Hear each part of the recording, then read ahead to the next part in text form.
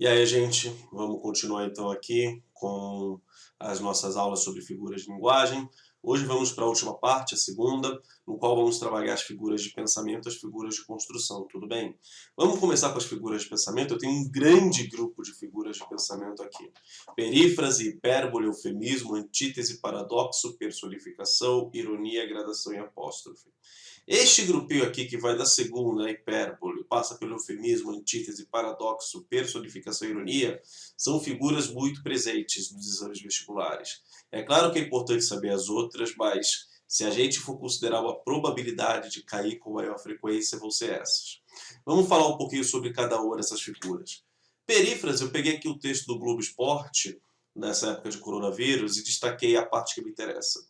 Perto dos 80 anos, que serão comemorados em outubro, Pelé está direto em casa no Guarujá, litoral de São Paulo, para evitar a contaminação pelo novo coronavírus. A faixa etária do rei do futebol é a de maior risco registrado nesta pandemia. A letalidade é próxima de 15%. Trechozinho do Globo Esporte e o trecho destacado aqui, rei do futebol. Rei do futebol é uma expressão que eu uso para designar o Pelé. Assim como eu poderia usar a expressão fenômeno para designar o jogador Ronaldo, rainha dos baixinhos para designar a Xuxa. Pode ser uma expressão que designe também um local ou outro ser. Melhor amigo do homem, o cachorro. Cidade maravilhosa, Rio de Janeiro, tá certo? Então são expressões que vão substituir o nome ou de uma pessoa, de um ente, ou de um lugar, ou de um objeto, ou de um ser vivo. Tá certo? E são expressões consagradas pela sociedade. Por que não costuma cair tanto a perífrase dos exames vestibulares? Ela depende bastante de conhecimento de mundo, o que torna uma questão muito mais complexa. Tá bom, gente? Seguindo aqui, a hipérbole. A hipérbole é a figura de linguagem relacionada ao exagero. Tá certo? É a figura de linguagem que eu vou usar aqui, a metáfora, criar uma tempestade em copo d'água. Ou seja, eu coloco uma coisa no seu máximo. Vamos pegar o poeminha do Olavo Bilac, o trecho dele, que é o poema da Alvorada do Amor. Pode em redor de ti tudo se aniquilar, tudo renascerá cantando ao teu olhar, tudo, mares e céus, árvores e montanhas, porque a vida perpétua arde em tuas entranhas. Rosas te brotarão da boca se cantares, rios te correrão dos olhos se chorares, e se em torno ao teu corpo encantado e nu tudo morrer, que importa? A natureza és tu, agora que és mulher, agora que pecaste. Aqui eu tenho uma série de exageros para determinar a questão do surgimento dessa mulher, tá certo? Ela deixa de ser uma menina e ela vira uma mulher. Tudo renascerá cantando ao teu olhar. Mares, céus, árvores e montanhas vão nascer só por causa do olhar da mulher? Não. Ele está dizendo que aquele olhar é tão maravilhoso que é capaz de fazer várias coisas. Mas é claro que ele está levando isso ao máximo. As rosas não vão brotar da boca dessa mulher se ela cantar. Quer dizer que a voz dela é tão maravilhosa que é um prazer ouvir a voz dela. Rios te correrão dos olhos se chorares. Não quer dizer que vai realmente surgir um rio Tietê, um rio Pinheiros, um rio Danúbio da vida se ela chorar. Não. Quer dizer que ela vai chorar bastante. Então eu crio imagens de exagero extremo. Essa é a hipérbole. O contrário da hipérbole vem com o eufemismo. O eufemismo eu vou usar uma expressão que atenua uma ideia, tá certo? Que tenta deixar uma ideia que é desagradável ao ouvido muito mais acessível. Peguei aqui algumas frases muito interessantes. Sua amiga está muito cheinha. É uma maneira muito delicada de dizer, ela está gorda, tá certo? Só que, para a palavra gorda não pega bem nessa situação, ela usa o cheinha ali para dar um charme. Aquela família está carenciada. Não, é uma família pobre, está em situação financeira bem complexa, bem complicada. Sua mulher deu à luz ontem, ou seja, ela pariu, ela teve o bebê. Aquele cara é desprovido de inteligência, essa é ótima, ou seja, ele é burro, ele é estúpido, ignorante. Ele está omitindo a verdade, galera. Omitir a verdade nada mais é do que mentir com palavrinhas um pouquinho mais bonitas. Após tanto sofrimento, finalmente entregou a alma a Deus. Em vez de dizer, finalmente morreu. Seu tio ficou rico por meios ilícitos, ou seja, ele roubou, tá certo, de alguma maneira, e ficou rico por causa disso. O governo procederá ao reajuste de taxas, galera. O governo adora isso daqui. Se é reajustar taxa, é porque ele vai aumentar e vai causar maior problema ao consumidor, ou seja, a gente. Então eu uso uma expressão para atenuar uma ideia que pode soar desagradável ao ouvido. Tranquilo? Vamos para a próxima aqui, que é a antítese. E aqui é muito importante porque quando eu chego na antítese, no paradoxo, eu tenho que prestar muito atenção na questão de uma palavrinha aqui. A simultaneidade. Tá certo? Por que simultaneidade é importante? A antítese e o paradoxo são figuras muito próximas. Vão trabalhar com palavras ou ideias contrárias. A ideia da antítese e do paradoxo é basicamente a mesma.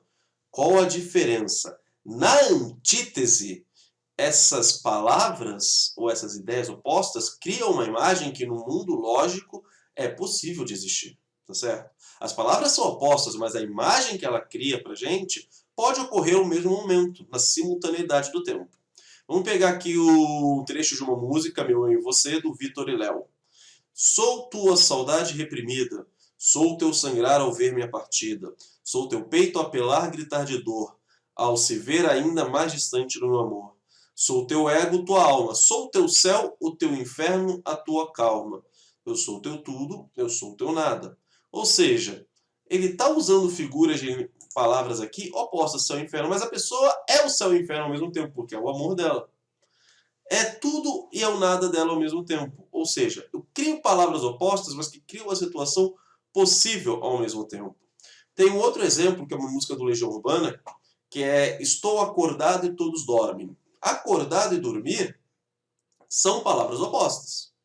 Agora, é possível no mundo real eu estar acordado e as outras pessoas dormirem. Nada impede isso. Então, a antítese eu trabalho com ideias e palavras contrárias, porém a situação que eu crio é possível de ocorrer ao mesmo momento. Ou seja, é possível de ocorrer de maneira simultânea. Qual que é a diferença para o paradoxo ou oxímoro? O paradoxo vai criar uma situação logicamente impossível. Aqui o exemplo clássico de paradoxo é o poeminha do Camões, que o Legião Urbana depois musicou na música Monte Castelo. Amor é fogo que arde sem se ver, é ferida que dói e não se sente, é um contentamento descontente, é dor que desatina sem doer, é o não querer mais que bem querer, é solitário andar por entre a gente, é um não contentar-se de contente, é um cuidar que se ganha e se perder. Quero pegar esses três versos aqui, o segundo, o terceiro e o quarto, porque é ferida que dói e não se sente. Se dói, é porque você sente. Não é impossível uma coisa doer e você não sentir. Porque doer está reagindo nas suas células nervosas e está te levando a dor. Ou seja, está levando que você sinta. É um contentamento descontente. Ou seja, você está contente e descontente ao mesmo tempo. Não. Se você está contente, você não está descontente. Se você está descontente, você não está contente. É a dor que desatina sem doer. Desatinar, pensa quando você acorda num quarto escuro, esquece de acender a luz e dá aquela biquinha com o dedinho na quina da cama, aquela dor insuportável, aquela dor gigantesca que você tem. Isso é desatinar. Então imagina essa dor e imagina que ela não dói. Então, o Camões aqui, ele está trabalhando com paradoxos para dizer que o amor é uma coisa indefinível. Ele está ligado a situações extremas, a situações que não são plausíveis no mundo da lógica, porque o amor ele não é lógico. Então, para isso, ele usa uma figura de linguagem que é o paradoxo, porque essas ações não podem ocorrer simultaneamente. Tá certo? Doer e não doer, estar contente e descontente, ou você está uma coisa ou você está outra. A diferença, então, entre o paradoxo e a antítese está na simultaneidade da ação. Antítese, as ações podem ser simultâneas. Paradoxo, não. Tudo bem? Seguindo aqui com as figuras, então, vamos nessa personificação ou prosopopeia. O próprio nome diz, a personificação eu vou dar características de um ser animado a um ser inanimado, ou características de um ser humano a um ser não humano. Aquele cachorro fala comigo. Não, o cachorro não fala com você, o cachorro late, por mais fofo, lindo e maravilhoso que ele seja. Mas a relação do ser humano com o cachorro muitas vezes é tão grande que o dono conversa com o cachorro, tá certo? Um outro exemplo de personificação é no poema Estrela do Manuel Bandeira. Era uma estrela tão alta, era uma estrela tão fria, era uma estrela sozinha, luzindo no fim do dia. Por que da sua distância para minha companhia não baixava aquela estrela? Por que tão alto luzia? E eu via na sombra funda responder que assim fazia, para dar uma esperança mais triste ao fim do meu dia.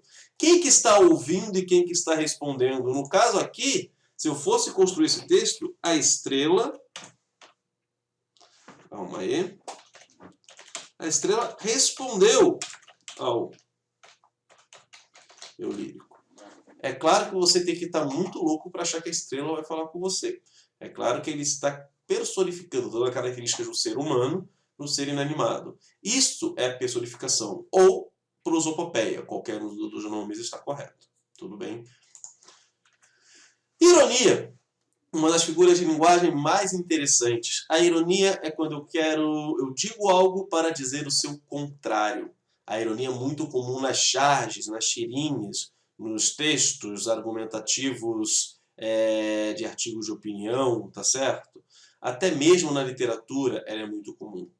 E aqui eu peguei uma tirinha que caiu numa prova do Enem. No mundo conectado não há preconceitos. Sou alto, loiro e sincero.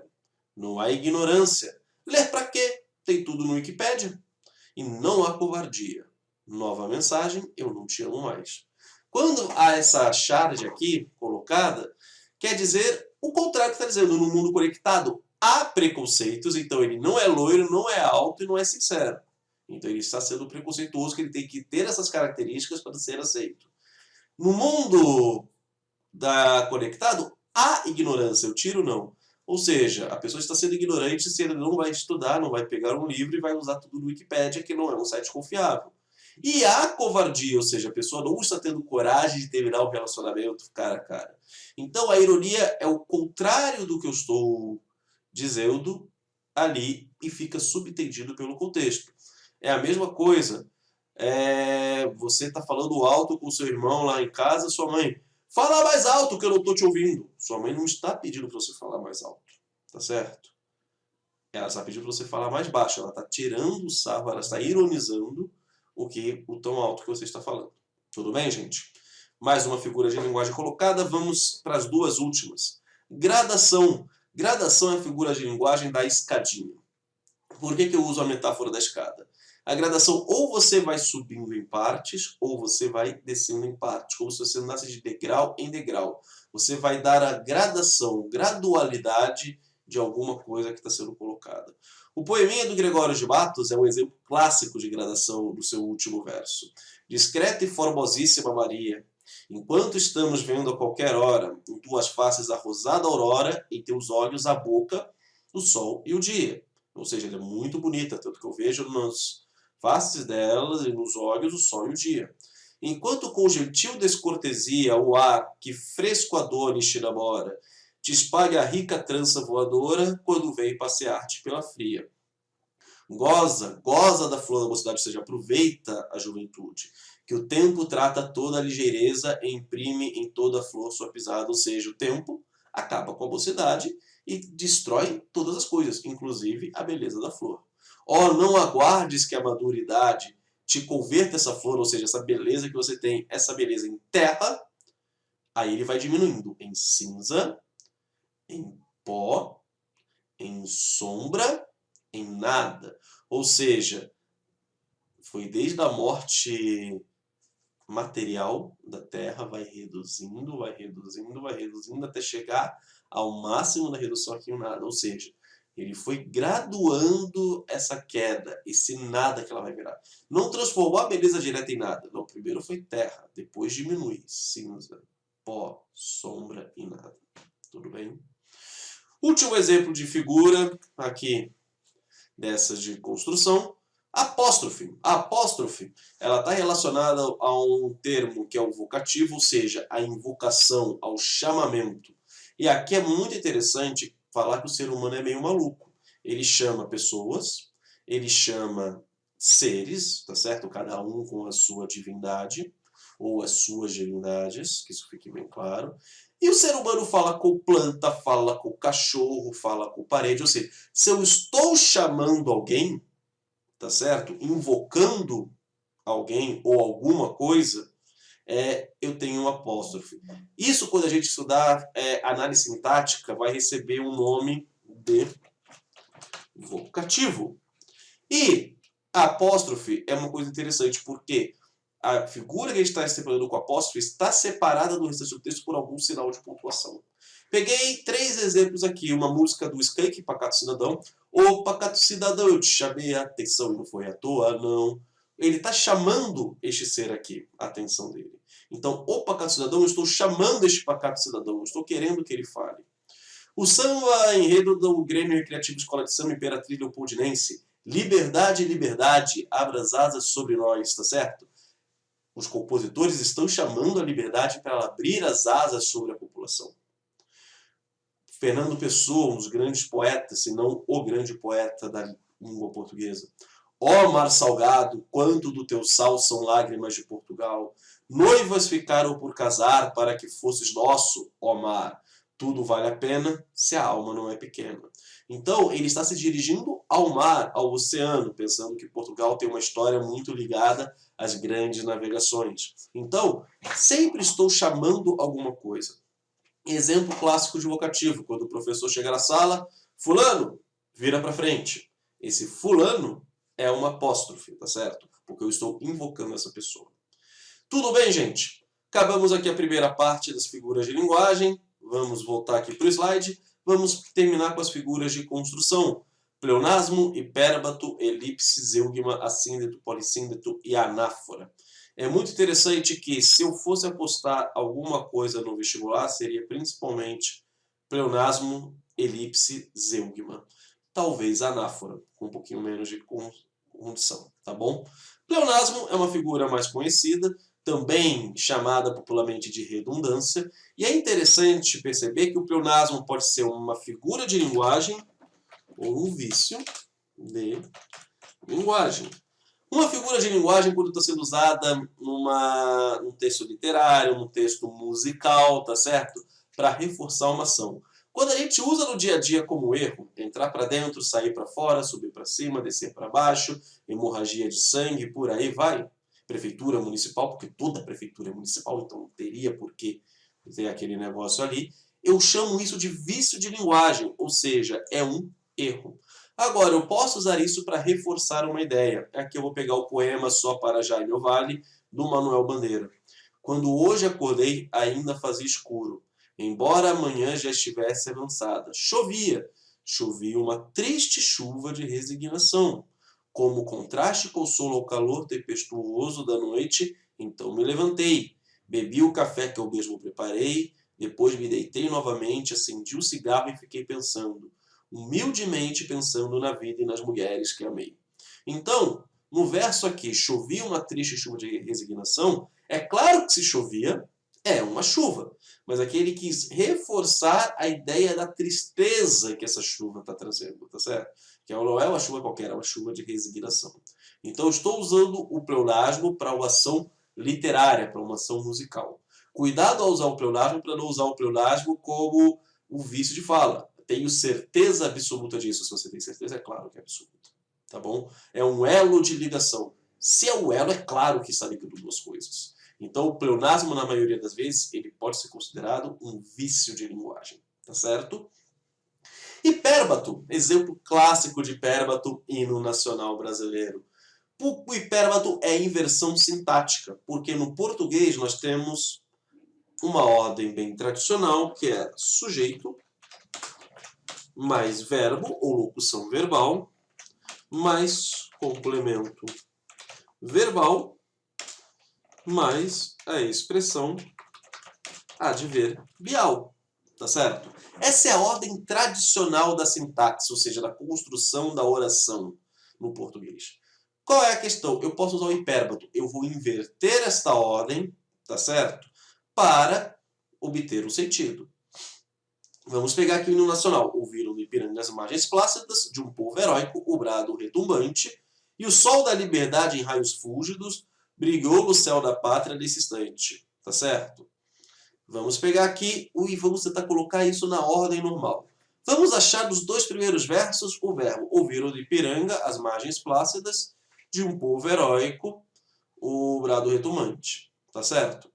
As margens plácidas ouviram. Tem o verbo ouvir. Quem que está no plural? Margens plácidas. Então, se eu fosse pegar aqui na ordem tradicional, as margens plácidas ouviram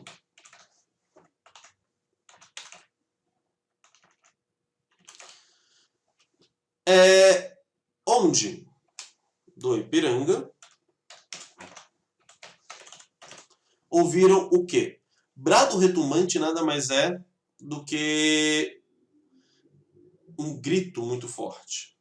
Então, o brado retumbante, ou seja, um grito muito forte, de quem? De um povo heróico. Então, o que eu fiz com o hipérbado? Eu inverti a ordem da sentença. Tá bom? E o sol da liberdade brilhou no céu da pátria nesse instante em raios fúlgidos.